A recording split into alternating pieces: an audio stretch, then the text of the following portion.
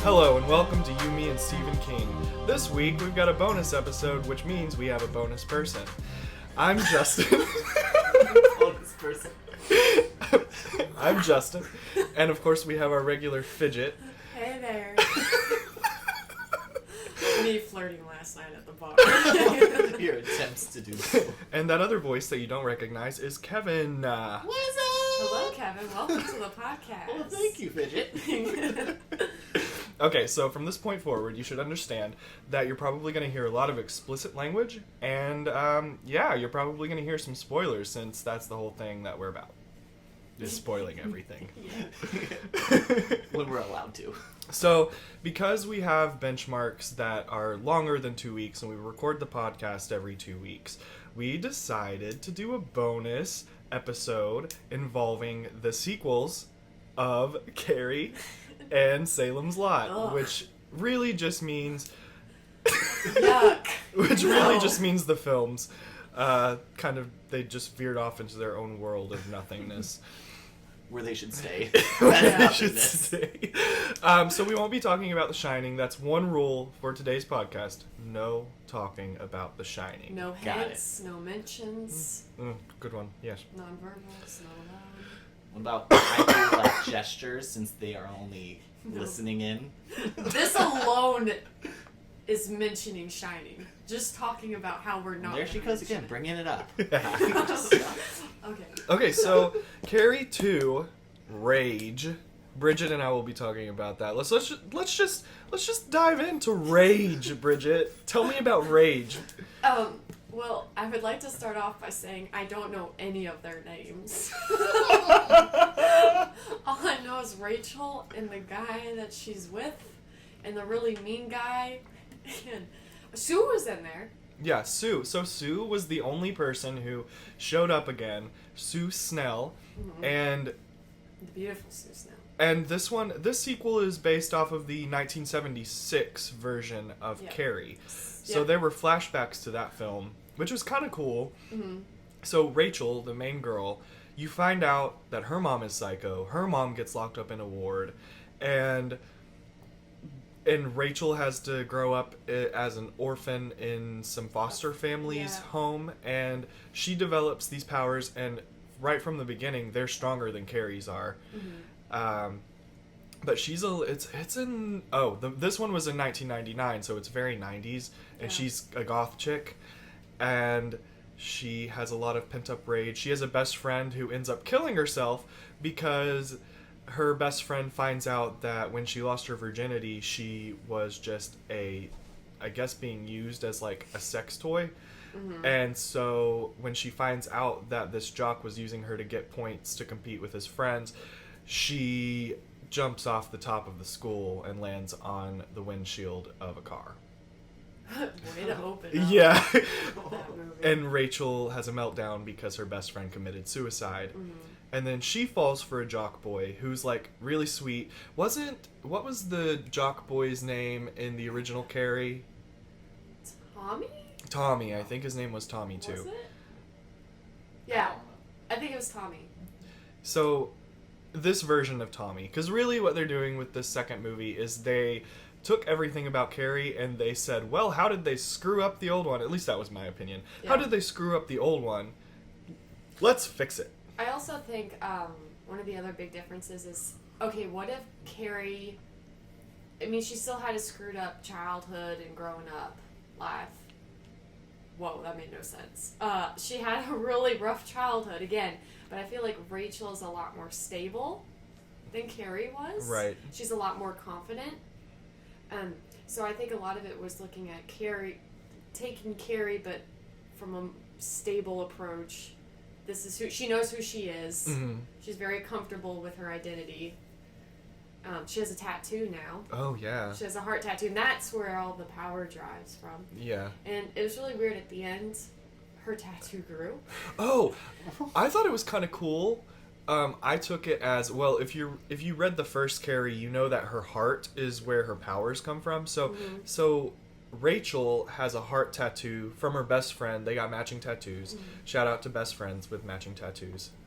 But she has that, and it's got like thorns wrapped around it. But when Rachel rages, her tattoo, the ink like expands out on her body, so she gets covered in thorns, and it like has its own heartbeat. It's kind of crazy. Yeah. And then another thing to mention is that the reason why Rachel has telekinesis abilities is because Carrie's father slept with her mother. Yeah, so Yeah. Rachel is Carrie's half sister, Yeah. and Sue is a school counselor or a teacher or something, right? And Sue starts noticing that Rachel is having these telekinesis incidents in the offices, and things are happening, and Sue's like having a meltdown, and she's like, "We need to stop her before she has a meltdown like her sister." Ah! Yeah. And then Sue, unexpectedly, in the middle of everything falling apart, this house is burning down at a house party, and Rachel is raging. Because they were playing a video of her and Tommy sleeping together. Oh, yeah. And she just found out that she was a point system in the book. Yeah, so she found out, and instead of committing suicide, decided to destroy everyone else. She Sounds pulled a reasonable. Carrie. She pulled a Carrie. Yeah. And anyway, so Sue's standing on one side of a door looking into a peephole, and when when Rachel rages, she shoots a javelin or a flagpole or something straight through the back of some dude's head who's trying to get out of the... Oh, it's a fire pick. Shoots a fire pick with her telekinesis at the back of some dude's head, which then goes through the peephole and goes through Sue's head too. It was incredible. The death scenes in Rage, I keep wanting to say Rachel, were the best. Yeah. Like, people were getting hit by CDs. Oh, they were slicing them in the Yeah. neck. And then my favorite part was when the glass exploded and people were just getting hit in the jugular with shards of glass. Oh yeah, that made a lot more sense than Carrie. It was the best death scene I've ever seen. Like, that's what Carrie... No. This? Yeah. That's Yeah. a death scene. Yeah, so, and I loved, so in the book, Carrie, Stephen King writes this internal monologue when Carrie's dying and gets found by Sue, where she's just like, "I just want it to end, I'm in pain, I want it to end." Well, they actually used that scene in Rage, Yeah. which they should have done in the first place. But instead of actually dying there on the ground, she gets back up because she hears her version of Tommy, who she's mad at, and the building starts falling apart on top of her, and she like sacrifices herself to save him. Yeah. And the building crushes her and like leaves her paralyzed. And it was her own fault because she was unscrewing the bolts Yeah. beforehand, and I'm like, "You dumb bitch." And then on top of that, like she has this telekinesis ability. She could have just stopped it with her mind. Yeah. She didn't need to like do this whole entire "let me throw Tommy over to the side." No, bitch, look up. Like, do your little boom boom thing and make it stop. Do your little boom boom thing.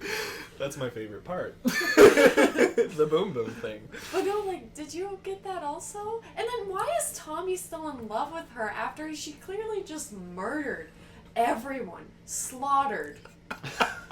Like, are Oh, you yeah. gonna go up and be like, "It's okay"? No, I'm calling the cops, I'm going. No, I'm not staying. And Maybe- in this version, Tommy doesn't just get hit on the head with a bucket and die. He lives. Yeah. He's the only character who lives. And he has a burn on his arm. Yeah. He could have moved his arm.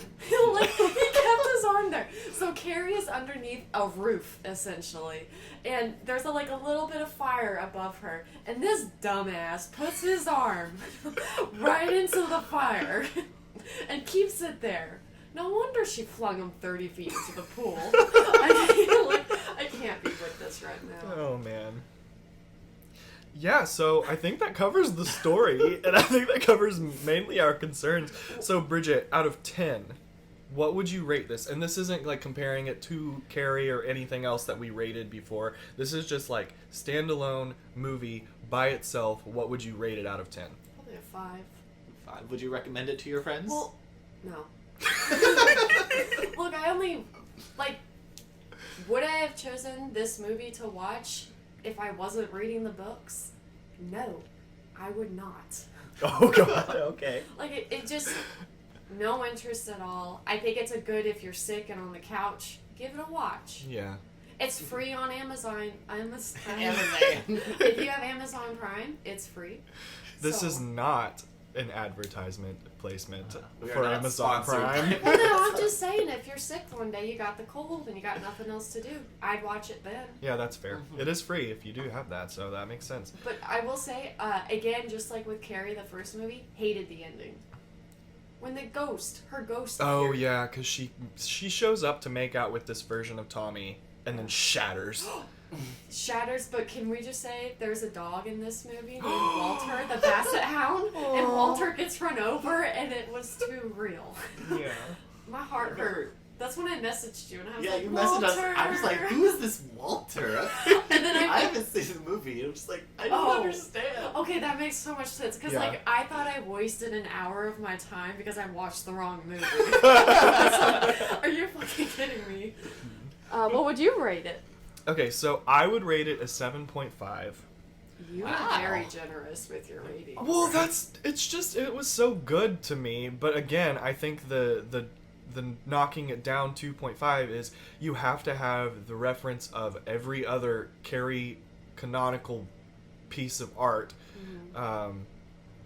for it to make sense, for that world to make sense. Yeah. But Okay. also, like you said, why would I sit down and watch Carrie 2 if I didn't have an external agenda? Right. Yeah. You wouldn't be like, oh, I'm gonna watch So this. if you didn't have any prior knowledge to Carrie, what would you have rated it? Oh. If Well, you that just saw that. well, that if is you didn't know anything about the storyline with Carrie or powers or anything, and this was the first experience you've had, first exposure. well, that is why I rated it 7.5. Okay. Yeah, just because I liked it as a standalone movie. I actually did like it, but I would have rated it more. On the other hand, I guess. Never mind. I feel good about 7.5, and I'm gonna stick with it. I was getting confused there too. Much better than the first Carrie. Oh yeah.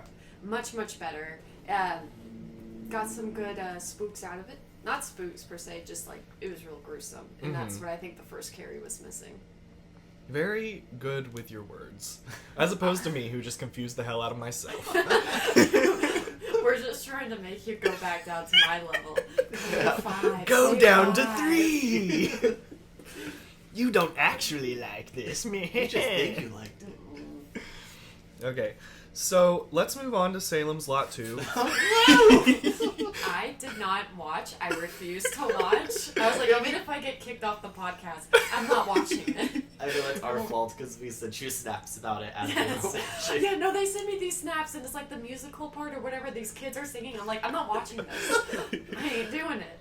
So, a return to Salem's Lot. Kevin and I watched this. So, Kevin, tell me about a return to Salem's Lot. Alright, so as best as we could piece the story together, because I honestly feel watching it that the characters in the film didn't even know what was happening in the story. They had no idea what was going on. So we start off in like some Costa Rican jungle while some guy's doing a recording of a human sacrifice to some Indian god. And then a boat shows up shooting guns in the air, all cowboy-like. And they're like, you have an urgent message. And he had a call from his ex-wife that something was wrong with his son. But it was all a ploy because the son is just a spoiled brat. And the mom's like, I'm done with him. He's your problem now. And so he takes the kid, and the two of them move into this rundown home that he got willed that happens to be in Salem's Lot. Whoa. Yeah. And in Salem's Lot, everybody is already, well, not everybody. I'd say about 3/4 of the population in this town are vampires. And Mhm. the other fourth are called drones. Oh. Drones are half human, half vampires that have been bred to put the illusion out that it's a normal town so that people are Okay. actually filling in the town during the daylight. But these drones are in on it. They're like. The drones know they were Okay. raised since infants with the vampires. Okay. And they're also, when their time comes, they are just another morsel for them too at the end. Oh, okay.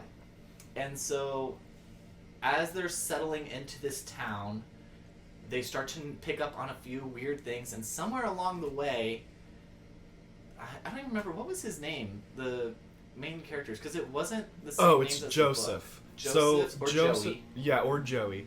So Joey Joseph is the new version of Ben. That's He's a an good one. anthropologist, and he's got his son, you know. Yeah.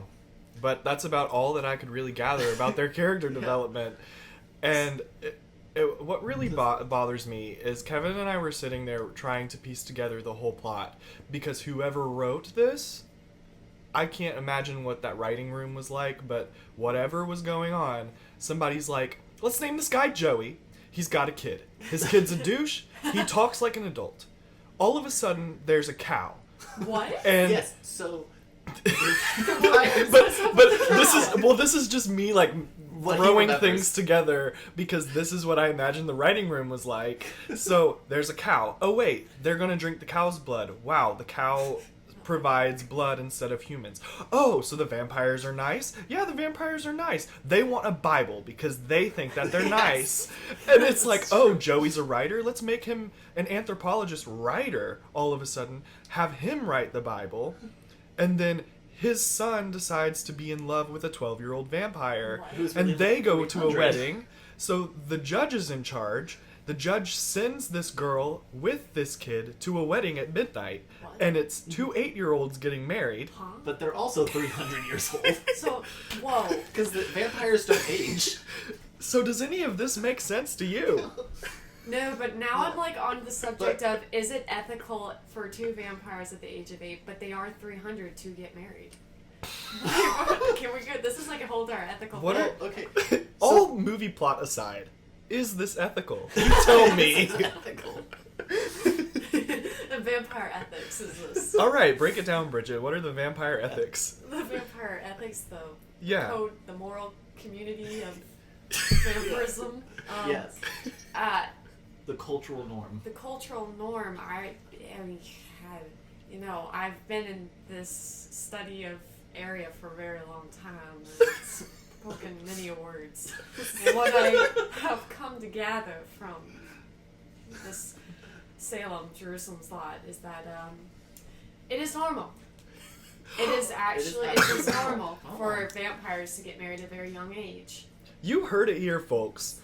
Bridget Lanier has decided it is an ethical movement for two 8-year-old vampires to get married. They're 300. It's like the acceptable age Well, here okay, is now what? let's see where we draw the line at, because Okay. towards the end of the film, Oh no. the son No, wait, what? who started to fall in love with one of these 300-year-old vampire 8-year-olds. Right. Well, he's holding himself up in a church, and the other 308-year-old comes up in the window Uh-huh. in a full wedding gown, and just like, "Be with me forever." He's like, "Okay," and he just walks through the window with Oh her. my god. And I mean, their relationship does not last. I'm pretty sure they get a Yeah. divorce, but it did seem like they got married. They went off to the moonrise They're together. probably just playing. Like if you're an 8-year-old, 300-year-old vampire, That you was have a the very mindset of an 8-year-old. expensive wedding dress. Like that It's was first full communion. girl. It's not a wedding dress. It's first communion. Oh boy. Look, all You I'm know, saying is allowed. They're we- just gonna play. We did forget Yeah. a very important character, though. We forgot the Nazi hunter. Oh yeah, so there's this old man, again, writing room. They're just What? like, so there's this Yeah. old man who gets lost. Yeah. Yeah, he's lost, and But then he's not Joey really lost. finds him. And he's like, all of his headlights are out. Why are his headlights out? I don't know, they just are. And then he And you tries accept to it. drive him off the road. Yeah, so actually what's funny is he wasn't even on the road, and he said that he was going to hit them on the road, but he wasn't on the road, he was off the road. Anyway, this random dude shows up, and he's like, I'm looking for this man, and I have a picture of him. And Which we never got to see the picture. no, we don't even know who he was looking for, which means I think that he was just coming in to check out what Salem's Lot was all I about. think he was looking for the judge. I think the judge was who it was. Or no, it was the school teacher. It was the school teacher. I'm so confused. That's He's- what Joey's son said. So, as much as you're confused, I was confused and I watched the movie. Yeah.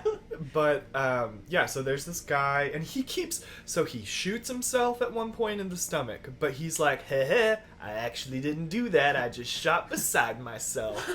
Classic stage illusion. In a scene earlier, he gets found by a vampire, and he sticks his head into a coffin and screams to save himself, and then he shoots at the vampire, and he goes, heh, did that look good? I thought it looked pretty theatrical myself. I was not actually getting my blood sucked. What? Yeah. Wait, is this like an actual quote? Yeah. I mean, in a way. More or less. Like, it's the Whoa. two of them are standing there, and then this other vampire comes up out of nowhere. No, it wasn't. It was the constable. The constable Oh, came 'cause he up was with a a drone. gun. Yeah, so he was a drone. He's not a vampire. He's a normal guy who works for these vampires. Mm-hmm. And they're going around, like, opening coffins and just impaling them with stakes. Mm-hmm. And so he opens another coffin. The constable comes up with a gun. He's like, what are you guys doing? And the guy's like, oh, how do I get out of this?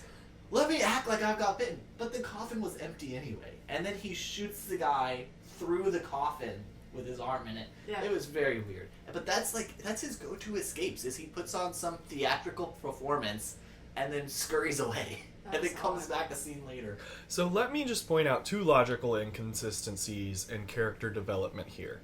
Some of the very first lines describing Joey is that Joey is selfish, he's mean, and he's evil. So you tell me, if you can please, I don't think anyone can, why a mean, selfish, evil person would stay in Salem's Lot to kill all the vampires and save society. That's my... I know Kevin wants to answer this, but I'm going to also point out the second thing. The first thing that we learn about this old man is he has no idea where he's going. He has no idea what he's doing. He doesn't believe in vampires. And then all of a sudden, 15 minutes later, he believes in vampires. He decides to be a vampire hunter. He actually knows what Salem's Lot is, and he knows his way around the town. Who does this sound like? So to answer your first question, we have to remember that, one, this is the only place that Joey had to live. He didn't have a house because he traveled for his profession. And so when he got, I guess, custody of his son because the mom just didn't want him anymore, the only property he had was this rundown building with no walls on the inside and, like, holes in the floor. So they're like, this is going to be our fixer-upper. We're going to have to make the most of this because this is the life we have. And then he ran into, I guess, his childhood sweetheart. Because Whoa. I He forgot was- about that. So he goes to go see the judge because the cops pull up when they first come to town, Yeah. and he's like, "You new here?" And they're like, "Oh, hello, motorcycle." I know Anyway, we're here. so they pull up, and the cops are like, "Hey, what are you doing here?" He's like, "Oh, I live here. This is my deed for the house." And the cops take it, and they're like, "We're gonna have the judge look at it. You can pick it up later." So they go to the judge's house, Yeah. and there, at this point, I think Joey realizes they're all vampires. Because there's this crazy teenager who's running frantically from the vampires that just ate her and her two friends from the... Well, not her. Her boyfriend and her two friends in the car. So she ran to a church, got safe, and then I guess the Lord told her to run to this fallen down house on the top of the hill on the outskirts of town. Oh. There you'll find Which a is guy to where help they you. were. And so Joey goes with this girl to the judge's house, and he watches as the judge, his wife, this physician, and the physician's wife take this girl into the kitchen What? and kill her. And he's just in there like, what are you guys doing? What's going on here? But he doesn't say it like that. Because Joey has a very defined way of talking in this film. Oh, how so?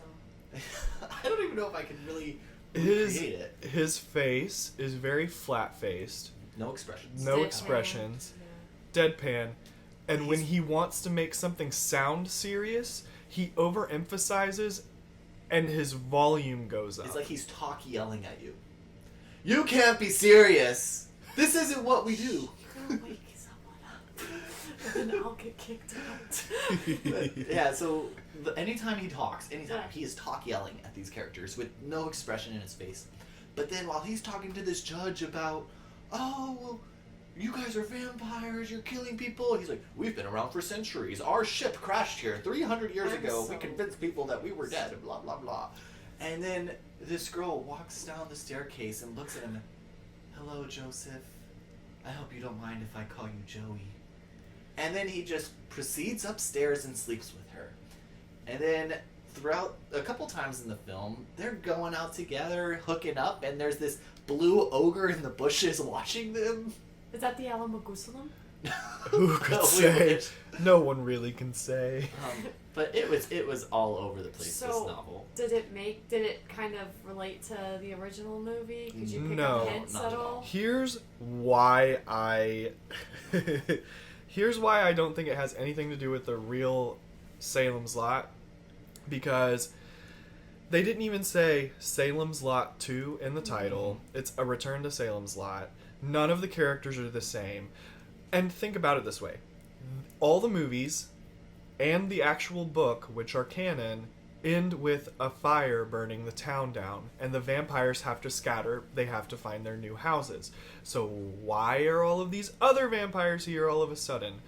What the heck happened there? Like, the town should not have survived. It should have been swept away. Mm-hmm. And then that's really all I can say, is it didn't lend itself to anything related to the other movie. So what would you... Or the books. If you were the writer of this movie, what would you make it about? Just about the vampires that live there? Or about Ben coming back? Because that was what was hinted in the book. Yeah, so if I were to make a sequel, if I'm understanding the question right... Yeah, you forget this one existed. Yeah. And now you're creating the sequel. If I were Salem's to Lot. do A Return to Salem's Lot, it would be Ben and Mark, who have been traveling as vampire hunters, slaying the undead, Yeah. and then they find out that their last enemies have somehow survived and stayed in Salem's Lot and built the town back up, and now they have to go and kill the rest of the vampires. I like that. I think that'd be a good series instead of a movie. Like, every episode, they're hunting a different, like, family in the town or something. Oh. Well, that's what I want. Like, that's the sequel would be that I awesome. want for this book. Yeah. Okay, so now that we've thrown all of the shit out there, There's Kevin, still not even... Wait, I have a there's so question much for more. you. What was your favorite scene in this movie? I know there's only, like... Favorite scene? one or two that were good, but I feel any good scene in this was actually just comic relief. Okay, this is gonna sound really fucked up, but as much as we made fun of this moment, it kind of gave me the creeps. Ooh, no, there are two. The first one is the child wedding. Just because it's freaky. Like, 8-year-olds should not be getting married like that. Yeah, it's like, when they go to the judge, the judge's house, he's there with this son and this strange girl, and the judge is like, there's a wedding going on. You should go see. It'll be fun.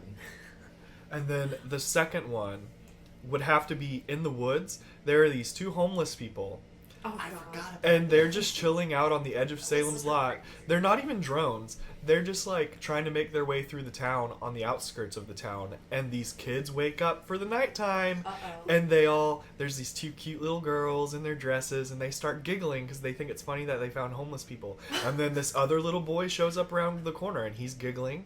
And then other kids show up, and they all start giggling and then circling these homeless people, and then drain their blood.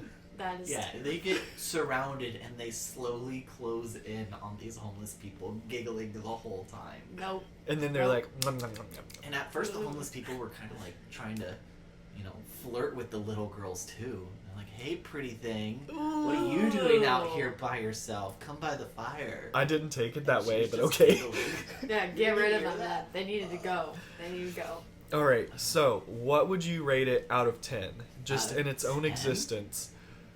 3.2. Whoa. Can you explain why you gave it 3.2 points? Because the storyline sucked. The acting was terrible. The lines for the film weren't good.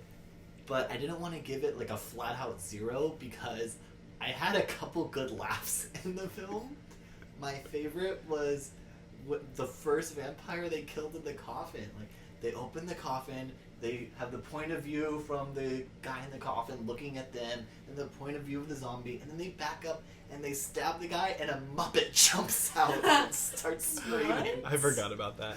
Like, there were moments like that just didn't fit in, but I got a good comic laugh from it. So if you want to like get drunk and just watch a terrible movie and just like try and make sense of it, because I have friends who we do this. We sit together and we watch the crappiest movie we can find.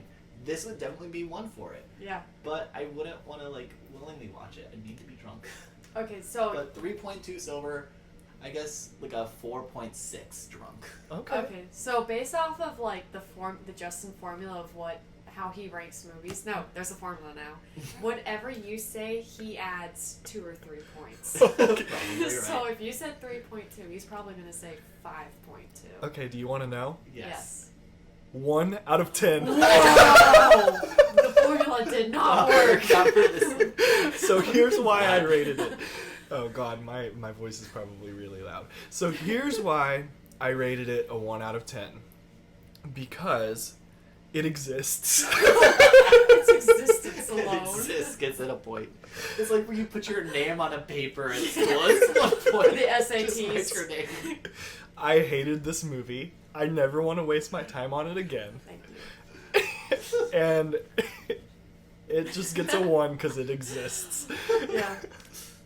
Yeah, and I will say, as someone who's hearing about this movie, like the premise, I'm not interested. I am not turning it all on. over the place, this film. In fact, I feel bad for y'all. Wasted a whole morning. Poor I y'all. spent $2.99 on this. They're both I like, want a "Ooh." refund. Okay, for this next segment, we're going to go back to the original Carrie book and the original Salem's Lot book, and each of us is going to ask one question that we never got to ask of each other, and we're going to answer that question. So we're going to start... You saw it. No. So we're going to start with Bridget. She's got a question to ask me and Kevin about Carrie and Salem's Lot. About both of them? I thought it was Well, just it's one or the it's other. an and or Okay. situation. Okay. Oh, okay, well, my first question is, look, I find it kind of interesting. So in Salem's Lot, when they were going back to all the houses and seeing where all the people are, some of them are sleeping on the ground, some of them in dark places. My question for both of you is, if you were a vampire, where would you be found sleeping? Ooh. Do you want to answer it first? You go first, because I have to think about this. Yeah, I don't really have like I an don't immediate know. answer. I think, Like, where would I be a hermit? Yeah. That's what I'm thinking. and would that be like today in the town and the house that I live in, or if I were in Salem's If you're Lot? in Salem's Lot, your character. If I were in Salem's Lot, I would probably... Ooh, that's really hard. Can I tell you mine? Go for it. Okay, so I was thinking, I'm not like most vampires. I don't like being in pain. I don't need the cold ground. I'm already cold. Let's warm up. I'd be in a king-size bed with some satin sheets and some nice, fluffy, thick comforter What? with duck plush pillows under my head. Let me tell you, I'd be the happiest vampire in the world. Get out of here. And that's where I would be. Well, Oh, bougie dark vampire. curtains too. I want dark blackout curtains because I'm a One bougie vampire. vampire right here. Well, hell yeah, Wow. I'm not sleeping on the cold ground. Hell no. Well, no, you get a Or- coffin or like a closet or something. No, I have what's that? The phobia, claustrophobia. Claustrophobia. I'd be Oh, so yeah? claustrophobic. I can't. And technically, his vampires don't need coffins. Yeah. Yeah. No Barlow. You're going too far. You're taking this. You're very committed to the vampire role. I thought of what I would want. Okay, where will you be? Okay. I would be a vampire that lives on the outskirts of town. Oh. And I would be in the woods, Uh-huh. in my own shack. I'm picturing I'm this getting now. Shrek. Moss everywhere.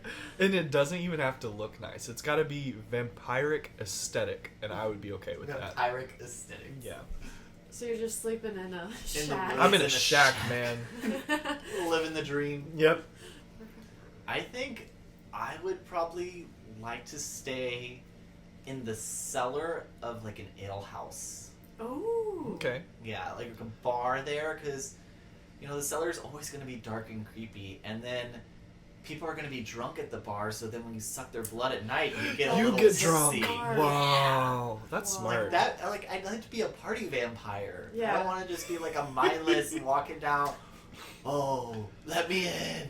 Let me in! That's too much work. I'd be in the cellar, so I'd already have the wine or beer or whatever. I just knock on the door. Want a drink? Yeah, come on in! Yeah! So I want to be like a hippie outskirts vampire where I can easily get the homeless people, you know? Or run your Before the like children Sunday get them. drum circle. Yes. Everyone come over. Yeah.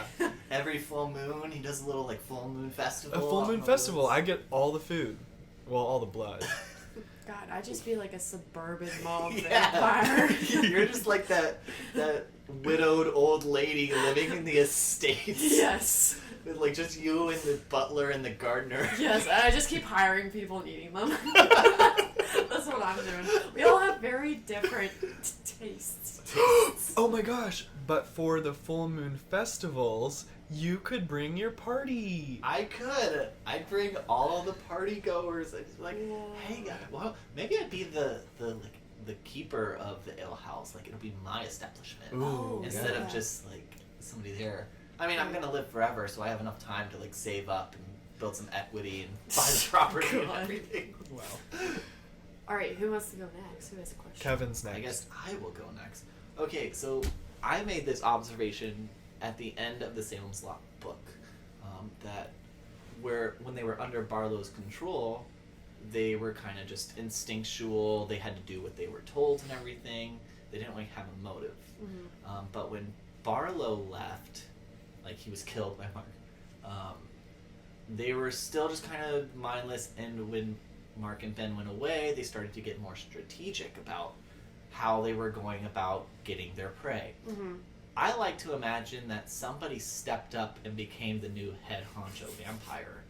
So out Yeah. of the characters we read, who would you like to see turned into the new top vampire? Well, I can tell you, I hope it's not Dud, the rat-killing hump man. Like, I'm sorry, no. Well, he was the first victim, right? So seniority would play in a role there. Oh, I guess he kind of could. Well, here's the thing, like, I'm trying to run through who's dead. Pretty much Susan everybody. can't because she's gone. Who else is gone? That Man, can't I don't be the even vampire. remember. Maybe one of the kids. Oh, that'd be really cool if like one of the kids that died. A child in charge. A child in charge, and that is why children can't get married. It's because it's ruled by a child. Get out. I don't know. So pretty much This a is child. too hard. Okay. I guess I'd not pick an easy question. My choice would actually be Dud. No. Yeah, for real. Because it would just be funny. Like it'd be like The kind of like Hunchback. The Office. Oh my god, the office. Because he would be he would be in charge and he shouldn't be, Yeah. you know? Yeah. And things just would Just go wrong. and he would have a second who would always be trying to be like in his position and always Mhm. suck up to him. Who- Yeah, I would just make a like an Office themed Salem's Lot That would television be show. So That'd much be- fun. That would be awesome. Just everyone trying to figure out like how can we get people here. It would be like Parks and Rec though, really. Yeah, it's like, like, how what can we do to bring people into our community? Yes, that would be great. I'd watch that. I would watch You that. would watch that. Yeah. I think so. So, did you settle on children? Is that your answer? Is Yeah, that I'm your gonna say answer? child. You want And Just that's a child? Just Just a a child. not like not like a board Well, of children. It would make sense because then if you go with a child, if they're young, Is that all it takes? They're They just have to fun. be They young. have imaginative ideas. They're innovative. I would like to think it would be was it Danny's mom that was in the morgue Oh God, no! I because hope she well doesn't. no because she didn't die, she just like, Evaporated. evaporated. So I like to think that she like remanifested somewhere else She's and the- is still like a puppeteer The mother queen. controlling everything. Queen mother. Yes. I actually, going off that point, I thought it was so weird that these vampires could do other things. Like, we didn't even cover the fact that she evaporated into the walls and she didn't die. So, that makes sense. That's I like like the to think most she's- logical thing. In control still. Mhm. Alright, well, that was my question. Oh, right. Now it's my turn. Yeah. Okay. If you could bring back one of the dead characters from either book, Oh. who would you choose and why? This question comes from my sister. Hi, Oh. sister. Okay, from Carrie, I would bring back Tommy. Tommy? And why? Why? Because he was the purest of all of them, I think. Okay. He had good intentions. He was looking out for Carrie. And I feel like the movie could have also changed paths if he would have come back and been like, Carrie, no, don't do this, you're fine.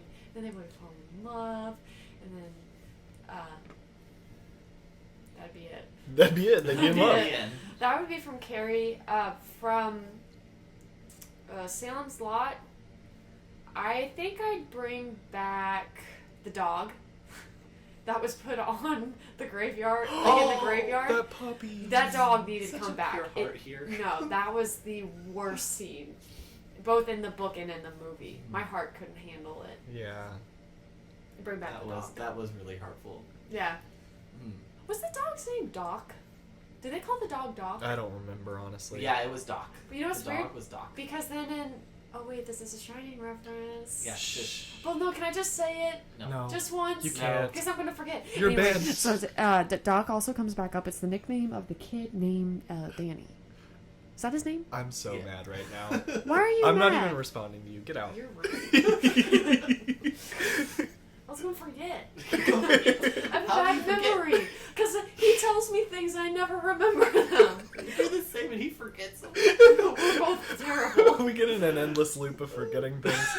That's our friendship. Okay, Kevin. Alright. Oh, who would from Carrie honestly I was not that into Carrie to really care who would come back. But I'd like to think if Carrie came back that her and Sue would have ran off together and like started a whole nother thing in another town. Because I felt like the two of them, like Carrie started to actually have a bond, like a genuine bond with someone, and it was Sue at the end. And Sue was starting to understand Carrie more, and there was enough time for Carrie to actually have a friend. Yeah. And of course, if she came back, she couldn't stay in town because she'd be burned at the stake. Yeah. Or would she? She could use her powers to keep from burning at the stake. I don't know. I don't I know. honestly don't think that she'd be able to survive in the world after that happened. I'd like to see if she could, though. Like a survivor story of her, but Sue tags along because Sue cares about her, but she's also scared of what she might do, so she's kind of like put it on herself to keep keep Carrie under wraps. Right. Well, who would you keep alive? Oh wait, he That was didn't. just He Carrie. didn't give I a haven't Salem's done Lot Salem's answer. Lot. Did you give Salem's Lot? No, you I didn't didn't. give a Salem's Lot. Not yet. Mm. Who would I bring back from Salem's Lot? Don't There say was- Randy's mother, because No. she should not be brought back. Do I'm it. gonna bring not the mother and not Rennie either. I think I would bring back Mike, the English teacher. No, I take that back. I'd bring back Joe Crane. He Why? would- Why do you like Joe Crane so he much? was just an innocent. He had nothing to do with the entire story. He's just an old man, lived alone, had a heart attack, and died. Had nothing to do with any Oh. vampires. I would bring him back. Wait. Also, Matt Burke. Well, see if Matt. Whoa, came- you can't bring Matt back. No. You already gave your If- I answer. know, See, I but was now going I'm to say thinking that. about that. I was going to, but Matt loved his town, so to bring him back to a dead town would Oh, just would kill him again. Yeah. I love him too much to put him through that pain. is So Joe Crane good. comes back. So Joe Crane comes back. Okay. I don't care if everybody else died. Joe needs to live. In Carrie, I would bring back the gym teacher, Desjardins. Yeah. Just Jordan. Desjardins? Desjardins. Desjardins. Not that Desjardins? Her death Desjardins. didn't make sense why she killed her. Yeah, that's the only thing. Yeah. I didn't like the way that her character just died and didn't have a reason. Plus, I feel like as much of a bitch as she was trying to be nice. Yeah. And that was a redeeming quality. Now, at the rage of both of you, I'm bringing Matt back. No! Why?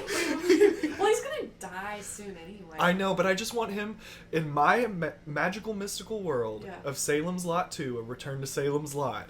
He actually came back to life. Yeah. He survived his he faked a heart attack. So that way the vampires wouldn't chase him. Like, Yeah. oh, he's past due. He He's expired. survived, and he teamed up with Ben and Mark, and they went off on a vampire slaying journey He just together. really wanted this adventure to happen. This is turning into Supernatural, where the dad's in the wheelchair. Picture they go It's to like, the this is hospital. what you It's do. Mark and Ben go to the hospital on one of their vampire killing sprees, and they find Matt there. Whoa. What would Matt's job be if he was in this like vampire killing? I feel like He's he'd be in the charge of the strategist. supplies. He's the strategist. He's the brain and the strategy guy. Yeah, Yeah. he plays dad too. Yeah. He's dad. So He's there's my magical mystical world of vampire slaying. You're Really willing to wants make this. this happen. You've been talking about this for weeks. All right, let's move on. Who remembers our challenge from the last podcast? I remembered, but I hoped I wouldn't get roped into it. And here I am. So, we had a word, Allamagoosalum, that Bridget and I had to pronounce. Which we have it down now. We got it nailed. It just Say comes it. out. It comes out now. Allamagoosalum. She's got it, people. Yeah. So, Allamagoosalum, we each drew an Allamagoosalum, and we're going to take turns describing our pictures to each other. We have not seen each other's Allamagoosalums. I have tried. Wait, why does that sound It weird? sounds so wrong. We haven't seen each other's Allamagoosalums. Drawings. Drawings. Or the real thing. So we're going to describe them to each other and then show each other. And Bridget's going to go first. So, to break down Allamagoosalum, I went from like a whole entire nomenclature. I'm looking at each word, trying to break it down, and I saw two things in this. Are you ready? Mm-hmm. Llama and goose. It's like the epitome of evil and adorable all in one. So I combined these creatures, and what I have, so just to kind of like create a scenario, the Allamagoosalum you will only find by ponds. They Not are fields. they are roughly knee height, which is perfect. And what they do is they hide behind trees and they spit at your shoes when you're least expecting it. So that way, when you get home, you look down at your shoes. You're like, "Why is there spit on my shoes?" Well, Allamagoosalum. So Please show me. I love it. Oh, it's so fucking cute. It's cute, but I don't want to. That picture is just like chasing me through a park. But it's angry. Why is it so angry? because he's got duck feet. So. Have you ever waddled around with duck feet before? It's hard. Have you? So he's But mad. flipper He's mad because he floppers. can't gallop with his flippers. Yeah, so he's got a llama body and then has a duck face and ears. He has for feet he has goose feet and has two feathers sticking out of his butt, and that is my Allamagoosalum. We're gonna post the pictures up on the Facebook page. Oh, So yes. you guys can see it because that's adorably terrifying. I love This is my world I'm of terror. I'm picturing a flock of them chasing me. What do you call a flock of Allamagoosalums? Allamagoosalai. Oh, Allamagoosalai. Are they also called the murder? A murder of Allamagoosalums. Oh my god. Okay, Kevin, describe Okay, your fine. Allamagoosalum. So when I was thinking Allamagoosalum, I was thinking more of like a demonic boogeyman. Oh, can I also No. say one thing? I wanted to go online to figure out what an Allamagoosalum is. Yeah, and go for it. So Stephen King made this thing up, and it's going off of I can't remember the word, but it translates to monster to boogeyman. Oh. Yeah. So he's Close. He's I'm closer. close. I just Yeah. remember reading and it's like a kid scared of the Allamagoosalum. I'm like, well, what are kids scared of? Like, they're scared of the boogeyman at night. yeah. So I was like, okay, so I did a boogeyman-ish thing. I'd say he's roughly about 6'2". That's a scary height. Mostly Just like perfect height. skeletons, like not skeleton, but no muscle or anything. Like no. Oh, I'm sorry. I'm also blocking my mouth from Being my, heard. with my book here that I'm looking at. So he's got a demonic skeleton-like face with horns and nails sticking out the top, but he has no eyes. Instead of his Whoa. eyes being black, I want them to glow. Ooh. Really bright. That's And all not like pupils, but the whole eyeball. And because he's just deteriorated down to just skin and bones, no muscle or anything, he's kind of wrapped up in bandages, but one arm has an extra elbow. What? That gives Just him, one. Just one, because I think of how many films there are where someone's, like a monster is chasing a little kid and can't reach with his hands. I'm like, well, let me fix that by giving you a longer arm Yeah. to give you that extra bend. Yeah. And on top of it, I gave him fingernails. So he's got construction nails sticking out from his fingers. So when he grabs the kid, it's pretty terrifying. I don't like it. I Show think me. I'm ready. Show me this But- demon. I could not draw feet, so he's just standing in a shadow. So, Fair enough. but this is Whoa. my Allamagoosalum. Why does it look cat-like? I like this. So I couldn't figure out the face. There's the nails. Ew. They're like nailed into his fingers. Yeah. Ah. Wow. But you see, he's got the extra elbow, and they've got Whoa. spikes on the end too. This is something that lurks in the tree shadows. Mhm. Oh, I don't like this. I just picture this like, you hear your closet door open, and you see this walking by, and he's just running his fingernails on Oh, the wall. yeah, I can hear it. Can I ask what's going on up here?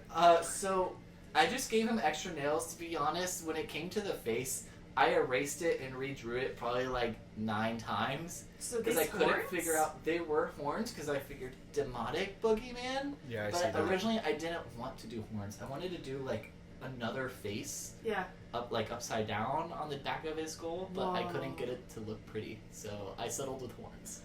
That's Whoa. incredible. Also, Kevin is an artist. Yeah, so Kevin's got the real deal. So- that's mine. I might be terrified tonight when I go to sleep. It's so cute, though. That's cute to you. I'm kind of weird, I I guess. like the smile. He's just so Oh, happy. that's so weird. Well, it's the whole lower jaw is like detached. Also, the pelvis is smiling. Did not see I didn't that. see that, but okay. Yeah, from this angle. Okay, so my Allamagoosalum. Imagine you are standing in an open field. Wait, I want to close my eyes. Yeah, imagine. You're standing in an open field. There are clouds in the sky covering the moonlight. Yeah. You hear skitters in the grass below you. Exactly. Ooh. And you smell burnt gravy. Not bad. Okay. You feel your heart constricting. Ooh. And you close your eyes really tight to Oh. try to make it go away. Whoa. But when you look up, there is this thing standing in front of you in the shadowy night. And it looks like death. Oh. But death in the form of a dementor. Oh. Its mouth is a vortex that does not stop spinning to suck any sort of life out of you. Uh-huh. Oh, spinning. I thought you said spitting. Spinning. Spinning No, no, no. everywhere. Spinning. I have a weird thing with my nose right now. And if you know any of the like Renaissance Dottore masks, it's got like a Oh, long yeah, beak yeah. kind of thing. Mhm. And it's part chicken. But it's a goose. And it has like an old lady bonnet hood. Where are we going? Can I open my eyes now? You can open your eyes. What is this? This And is leading to? it's feathery chickeny skin Feathered chicken skin? is black.